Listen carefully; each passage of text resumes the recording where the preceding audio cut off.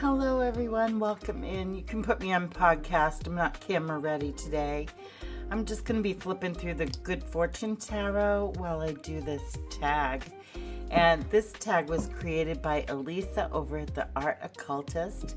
Thank you, Elisa, for doing this great tag.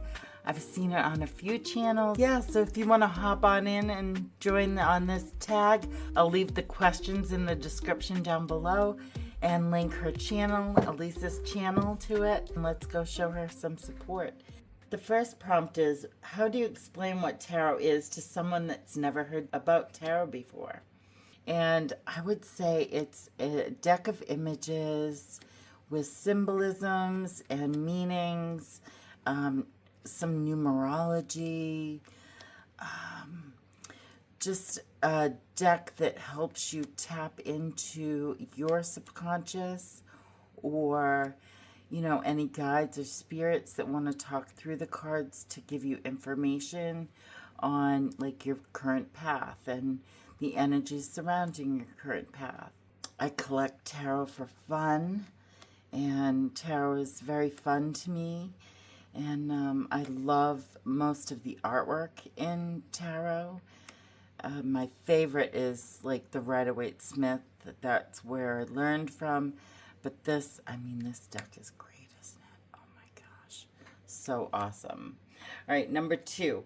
What is tarot to you personally?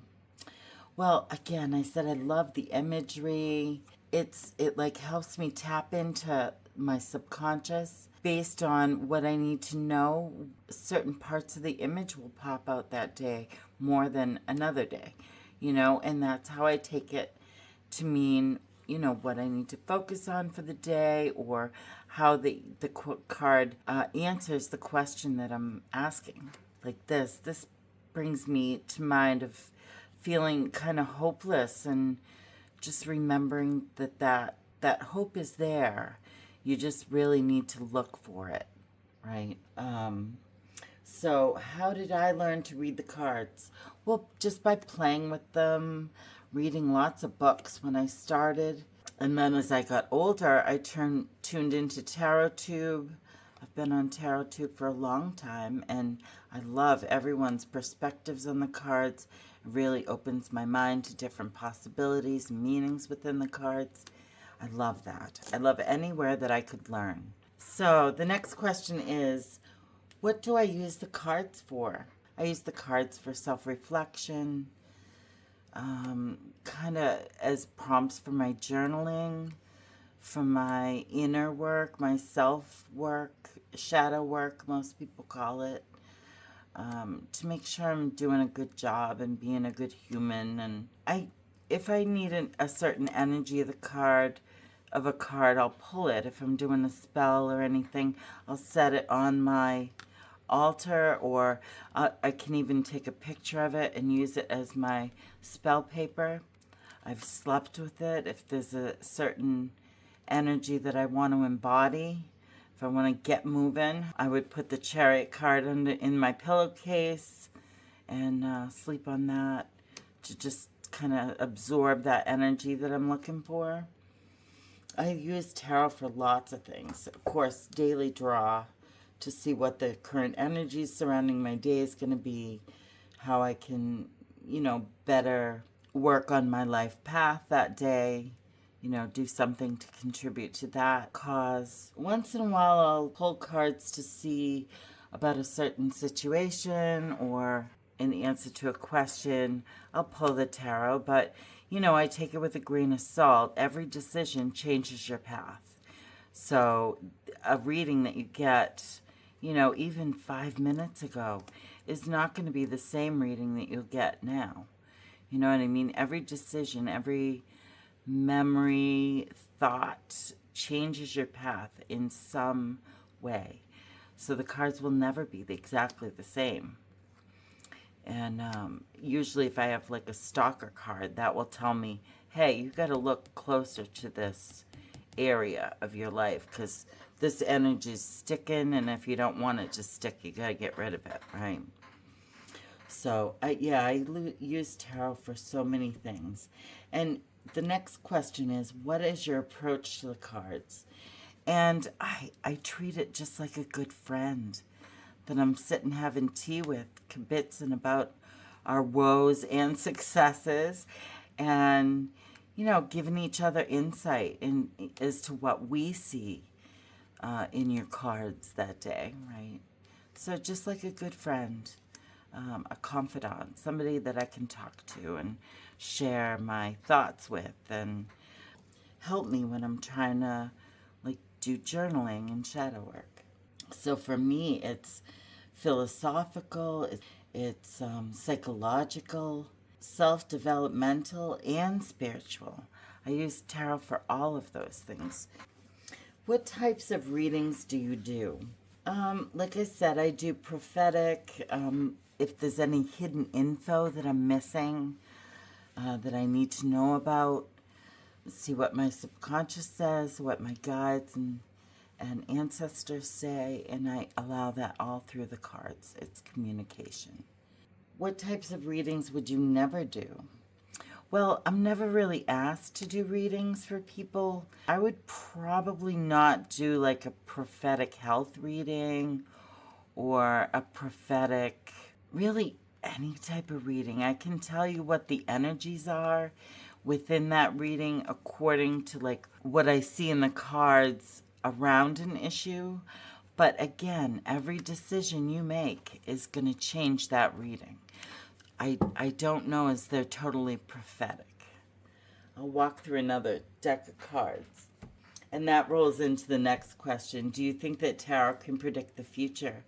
No, not really. And it can look at the trajectory, but not really a certain prediction, I don't think. The second deck we'll walk through is the Lightseer's Tarot. Are you a collector, and where do you stand on tarot consumerism? Well, I'm sort of a collector. I now have 47 decks of tarot and oracle. So, like a lot of us, I can't afford to have every tarot deck that catches my eye. But I have a variety now that I think that I could, participate in many of the tags. Probably my viewers will get sick of seeing the same old 47 decks. But I'm slowly collecting. There's a few more that I really want, that I'm going to ask for my Christmas presents, my Yule gifts. So I'm thrilled about that coming. And if there's something I really want, I'll save for it. Usually it's mass market. I only have one indie deck because I can't afford, and I make playing cards indie deck. So that's two now. I really can't afford anything more than like $26, $30 a deck. Because, and even that's special. That's a special treat for me. So I can't collect as far as having hundreds and hundreds of decks, which I think is fabulous. If you can do it, hell. I mean, who am I to say don't buy what you love, Everybody has collections. This just happens to be one of ours, right? So, yeah, different feelings a day, different personality, interactions that you're looking for. I think it's fabulous to have a variety of tarot decks. But really, you only need one, right? Yeah, I love having several. So I am okay with consumerism as long as you're paying your bills and, all that stuff. That why not? If it's extra money, some people go out to eat, some people go bowling, some people, whatever your thing is. Some people collect dolls, or those plates. My mother-in-law used to collect plates from the Franklin Mint and things like that when that was a thing. I don't know if that's a thing still. But yeah, that was her thing. She had plates everywhere, all over the place. And, whatever, that's her thing. And she loved it, and it brought her joy, so why not? So yay for consumerism. I do wish the tarot companies would repackage. Don't do a box in a box type of thing. Don't pack it in all sorts of bubble wrap and this plastic packaging. Use crumbled paper and the compostable peanuts. I love those. I put them right out in my compost pile. They go right into my garden. So, you know, start using those. Those would be amazing. That's my only problem with consumerism, right? The packaging. And if you're not flying through decks every year, you know, I probably will never have to buy this again. And it's one thing, and I'm, you know, hand it down or sell it off or whatever when I get too old to do them. It's just like anything else. You collect things through your life that you love, and at the end, hopefully somebody's going to want them. And hopefully they'll bring them joy, right? So I love that. Ten of Swords. This is a great deck. Show us 3 decks that are closer to your heart and tell us why. So I'm going to put the light seers away. And I have one of my very first decks. And the first one I wore out. So my very first deck was a Rider-Waite-Smith. It was the one with the plaid on the back, the light blue and dark blue plaid, I think it was. And this is a repurchase.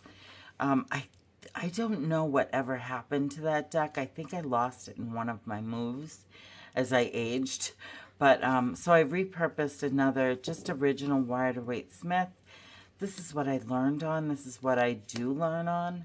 This is my study deck, and it's all marked up, and there's keywords everywhere, and you know, possible meanings of the cards. And this is one of my favorite decks. This is my baseline that I judge everything else by. And yeah, this is like one of my favorite decks. So that's boring, but that's that answer.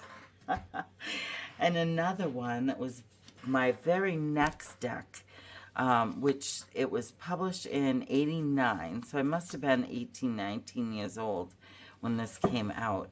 And it's The Witch's Tarot by Llewellyn.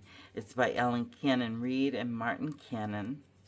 So this is a fun deck, and this is a repurchase. I actually wore the other one out.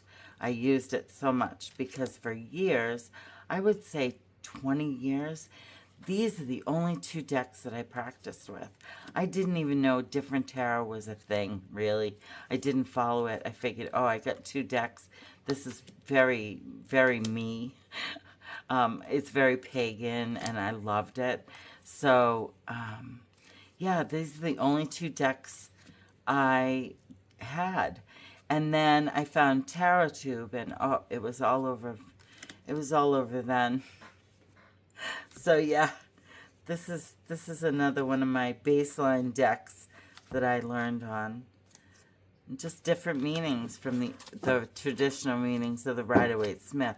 So it started opening my eyes to the different possibilities with tarot.